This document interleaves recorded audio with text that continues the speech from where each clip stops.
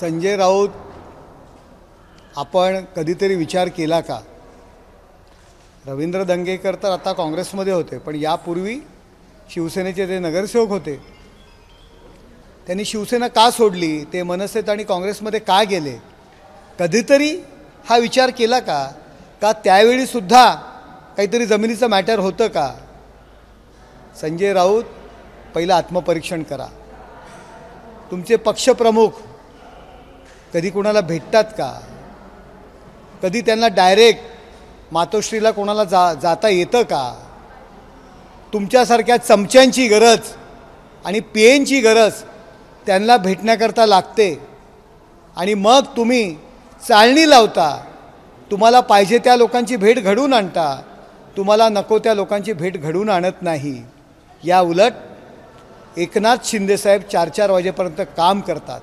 मुख्यमंत्री असतानासुद्धा सकाळी 5-5 वाजेपर्यंत लोकांना भेटायचे, कायम सातत्याने लोकांमध्ये असायचे, महाराष्ट्राच्या कानाकोपऱ्यामध्ये पोचत होते.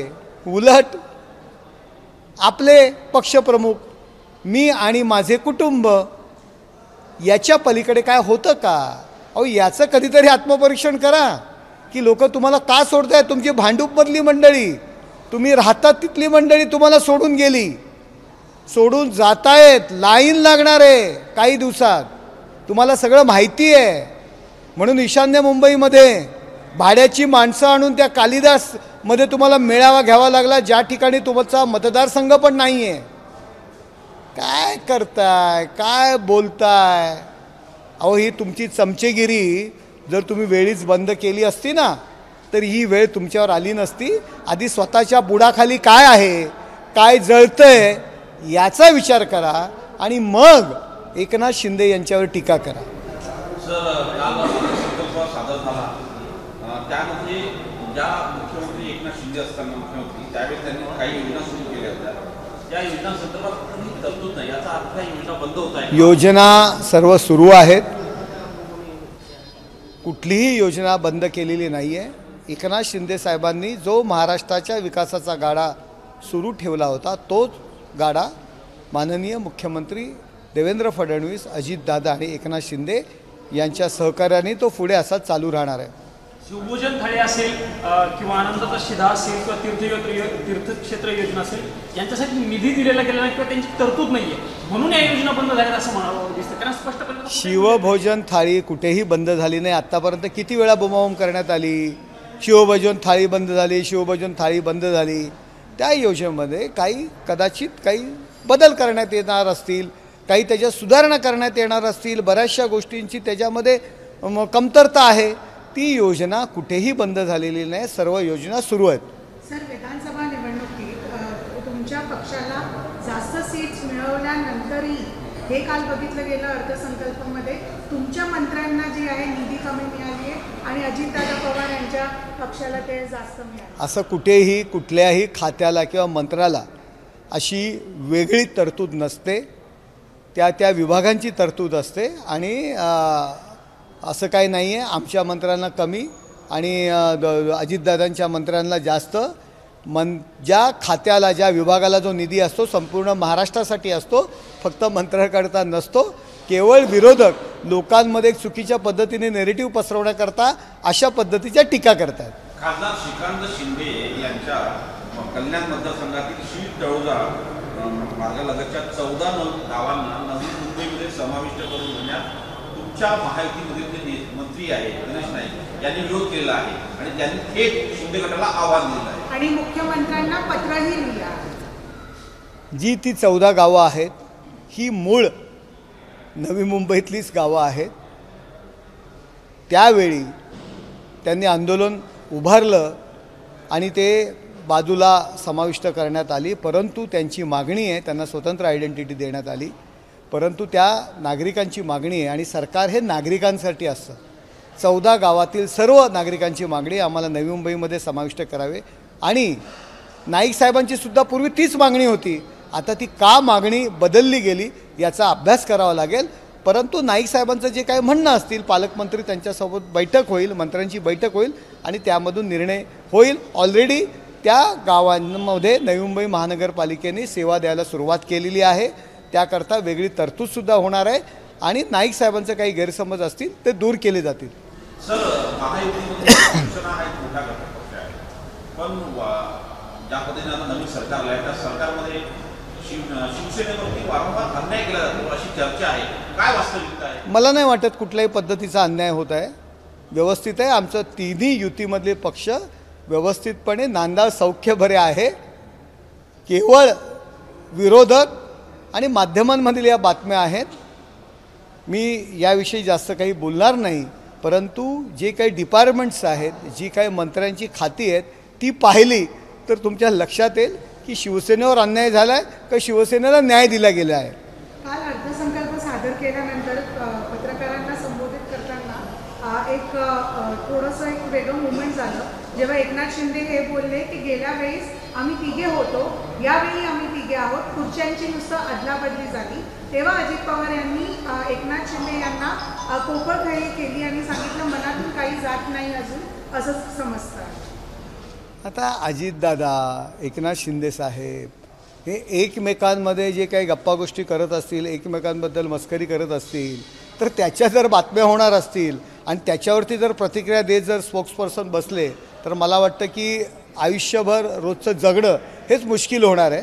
परंतु एक गमतीचा भाग असतो, एकमेकांच्या मस्करी चालूच असते, एकमेकांशी बोलणं असतं. प्रत्येक गोष्ट ती काय मीडिया करता नसते. महायुतीमध्ये एक मंत्री आहे नितेश राणे, त्यांनी का मटन सर्टिफाईड करून आणि त्यासाठी त्यांनी वेबसाईट देखील सुरू केली. हा अशा प्रकारचा वाद विकासावा, अशा प्रकारचे वाद हवे तुमच्या माहिती. आता जर मराठी तरुणांकरता त्यांनी जर नवीन स्टार्टअप खोलून देत असतील तर काय चुकीचं आहे. खूप चांगली आयडिया आहे, खूप चांगली कल्पना आहे की जर कोणीतरी हलाल म्हणून जर ब्रँड करत असतील आणि त्यांनी जर झटका म्हणून जर काही ब्रँड आणत असतील तर काय चुकीचं आहे. जेव्हा हलाल म्हणून कोणीतरी ब्रँड एस्टॅब्लिश करण्याचा प्रयत्न केला त्यावेळी नाही झाली टीका. फक्त नितेश राणे यांनी झटका म्हणून जे एक स्टार्टअप जो नवीन त्यांनी लोकांना सुरू करून देत आहेत मराठी तरुणांना, तर त्याच्यावर टीका कशाला व्हायला पाहिजे. पण सनातन धर्मीयचे हिंदू लोकांना ते मटण खायला लावतात, स्वतःला हिंदूचे हे बघा, हां, मुळात हिंदू शाकाहारी आणि मांसाहारी हा काय विषय नाही आहे की हिंदूंनी मांसाहार वर्ज्य असा काही विषय नाही आहे. हिंदू धर्माचे रक्षण करण्यामध्ये क्षत्रिय लोक हे पुढे असायचे, रक्षणकर्ता म्हणून सनातन धर्मामध्ये त्यांची जबाबदारी असायचे आणि ते सुद्धा मांसाहारी होते. क्षत्रिय धर्मात मांसाहार वर्ज्य नाही आहे. त्यामुळे शाकाहारी आणि मांसाहारी हा काय हिंदू धर्म म्हणजे हिंदू धर्मीय म्हणजे मांसाहारी खायचं नाही. आम्ही हिंदू आहोत, आम्ही मांसाहार करतो म्हणजे आम्ही हिंदू नाही आहेत काय. बघा, हिंदुत्व हा विचार आहे, हा राष्ट्रधर्म आहे. त्यात शाकाहारी आणि मांसाहारी हा काय विषय नाही आहे. पण हिंदूंनीच ते मटण विकत घ्यावं अशा प्रकारची सक्ती कशामध्ये कोणी सक्ती केली? हे बघा, त्यांनी नवीन स्टार्टअप आहे, तो नवीन स्टार्टअप आहे. त्यांनी जर काही कल्पना जर मराठी तरुणांना, मी काय म्हणतो, हे कशातनं आलं आहे, जेव्हा हलाल हा एक विषय ब्रँड एस्टॅब्लिश झाला की हलाल जर असेल तर आणि तरच त्या मग ते अगदी मसाला पाहिजे तरी त्या ब्रँडमधूनच घ्यावं, असा जो काही एक गुप्तपणे जे काही मार्केटमध्ये सुरू आहे त्याला उपाय म्हणून नितेश राणेंनी हा पर्याय दिलेला आहे. तुम्ही त्याच्यासोबत हलाल हा काय विषय हे सुद्धा जनतेसमोर आणा. साहेब, पण नितेश राणे हे मंत्री आहेत, त्यांनी एखाद्या विशिष्ट धर्माचा त्यांचं स्वतःचं मत आहे. जरी ते मंत्री असले तरी मराठी तरुणांकरता, महाराष्ट्रीयन तरुणांकरता एक व्यवसाय निर्माण करून देणं हे त्यांचं सुद्धा काम आहे. हलाल आणि झटका अशी ही लढाई आहे. हलाल काय आहे हे सुद्धा लोकांना कळू द्या. झटका हे सरकार पुरस्कृत मटण म्हणायचं. अरे कसं काय तुम्ही म्हणता. नितेश राणे यांनी सुचवलेलं आहे की तरुणांनी असा ब्रँड सुरुवात करा. सरकार पुरस्कृत कसं असेल. हो, माझा सपोर्ट आहे नितेश राणे यांना. आमचे महायुतीचे ते घटक आहेत आणि नितेश राणे यांनी घेतलेल्या भूमिकेला माझा वैयक्तिक पाठिंबा आहे. तुम्ही तिथून मटण खरेदी करणार का? हो, नक्कीच.